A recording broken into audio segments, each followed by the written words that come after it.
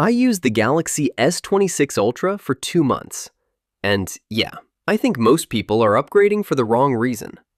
In fact, if you already have an S24 Ultra, you probably shouldn't buy this.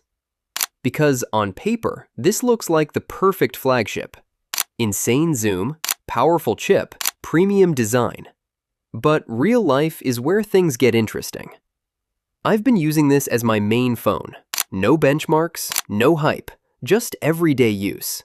And after 2 months, it feels more like a refinement than a real upgrade. Performance is fast, like really fast.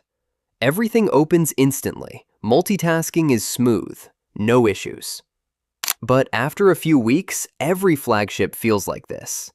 So unless you're coming from an older phone, you won't feel a real difference. Now the camera. This is where things actually matter. In daylight, it's exactly what you expect from Samsung. Sharp, detailed, colors pop. Sometimes a bit more than real life, but that's Samsung's style. Dynamic range is solid too, so highlights and shadows are handled well. At night, Samsung actually improved. Photos are brighter, cleaner, with more detail compared to older models. When I compared it with the iPhone 17 Pro Max, things get interesting.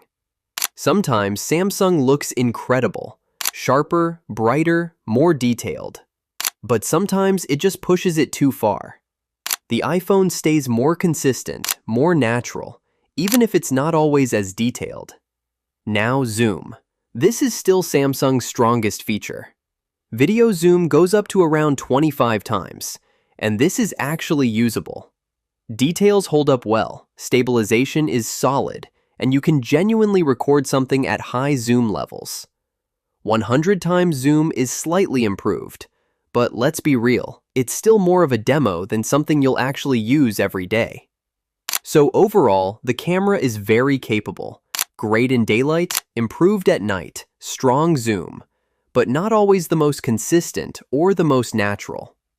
Battery life is good. Easily a full day. But honestly, I expected a bit more for a flagship in 2026. Now, design-wise, this is still a beautiful phone. But here's something most people don't talk about. The moment you put a case on it, you ruin it. It gets thicker, heavier, and you lose that premium feel. And after a few weeks, this actually started to annoy me.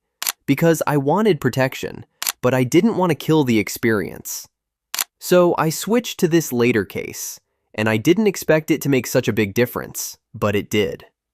First thing, one-handed use feels normal again. With most cases, the phone feels bigger and harder to hold. But with this, it actually feels like there's no case at all. Even the pocket experience is better. It just slides in and out easily, no bulk, no friction. Grip is nice too. Not sticky, not slippery. Just balanced. It's super thin, around 0.6 millimeters, really lightweight, made from aramid fiber, so it's strong without adding bulk.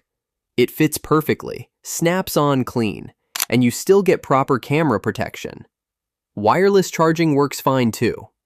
One thing though, if you want MagSafe style accessories, you'll need to add a magnetic ring. It works, but yeah, it's an extra step. I've also been using their USB-C cable. Simple, durable, fast. Nothing crazy, it just works. But honestly, after a few days, you forget the case is even there.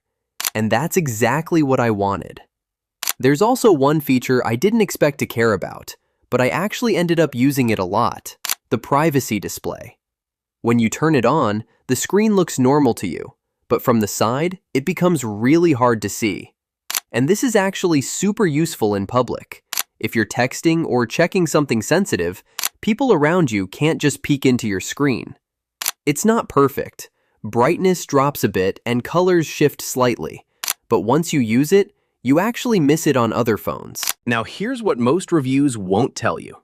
After updates, I noticed some heating during heavy use. And the camera can still be inconsistent in tricky lighting.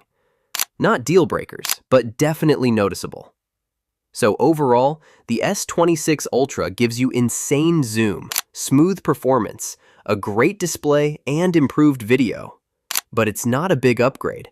It still has some inconsistencies, and it feels very similar to previous models. So if you're using something like an S22 or older, yes, this is a solid upgrade. But if you already have an S24 Ultra, honestly, skip it. And I'm also testing this against the iPhone 17 Pro Max, so subscribe, because that video might actually surprise you.